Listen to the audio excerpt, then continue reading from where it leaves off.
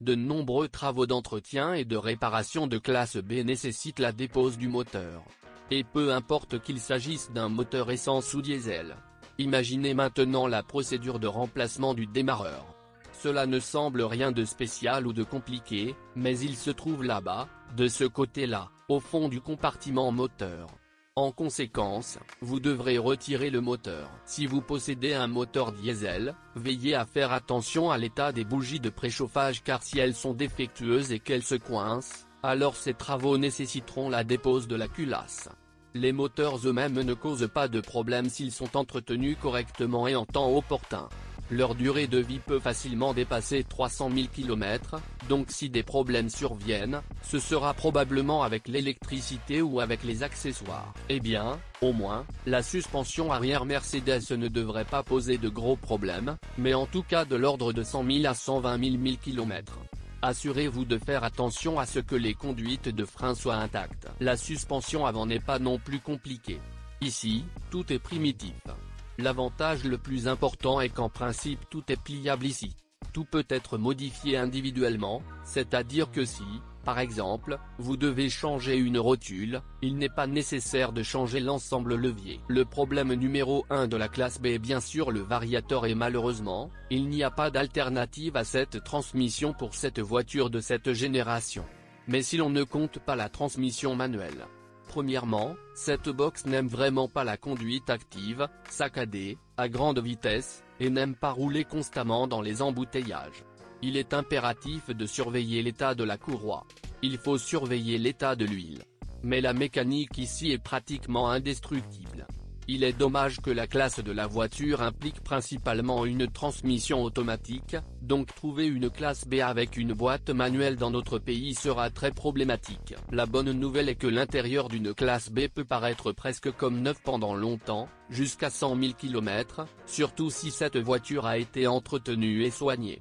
Tout d'abord, les pièces en plastique dur sont susceptibles de perdre leur bel aspect, par exemple les caches des boutons du volant, qui peuvent être frottés ou simplement rayés dans ce cas, par exemple les inserts en aluminium se décollent simplement. La même chose peut se produire avec la doublure de la console centrale, mais bien sûr, si quelque chose y frotte constamment, sinon, en principe, si la voiture a été entretenue, l'intérieur peut être beau.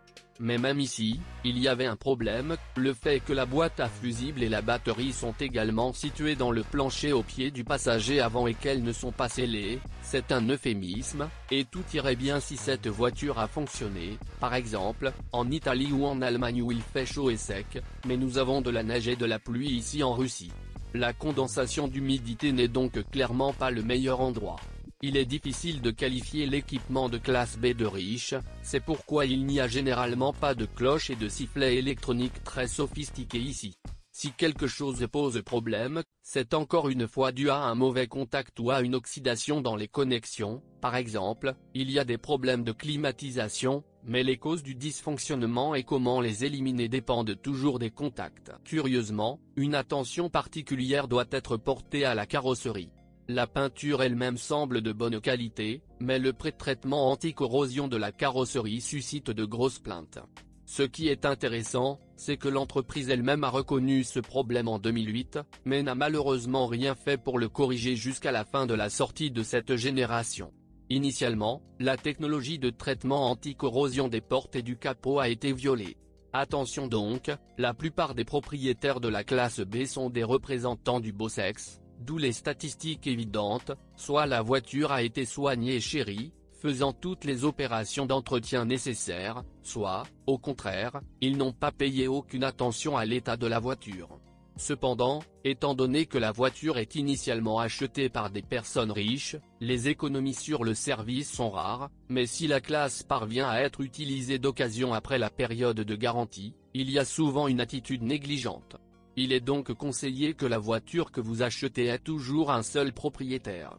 Si elle était dans une classe en bon état technique avec un faible kilométrage et correctement équipée, alors en principe nous pouvons prendre une telle voiture, mais nous ne la considérons néanmoins pas comme liquide. Pour résumer, on peut dire qu'en principe vous pouvez acheter ce modèle, mais de préférence avec une transmission manuelle et un faible kilométrage. Si la voiture que vous aimez a réussi à parcourir bien plus de 100 000 km, Assurez-vous d'étudier son historique d'entretien. Idéalement, la plupart des travaux les plus coûteux auraient déjà dû être effectués, sinon, peu de temps après l'achat, vous risquez de quitter le service. Un montant similaire au coût de la voiture achetée.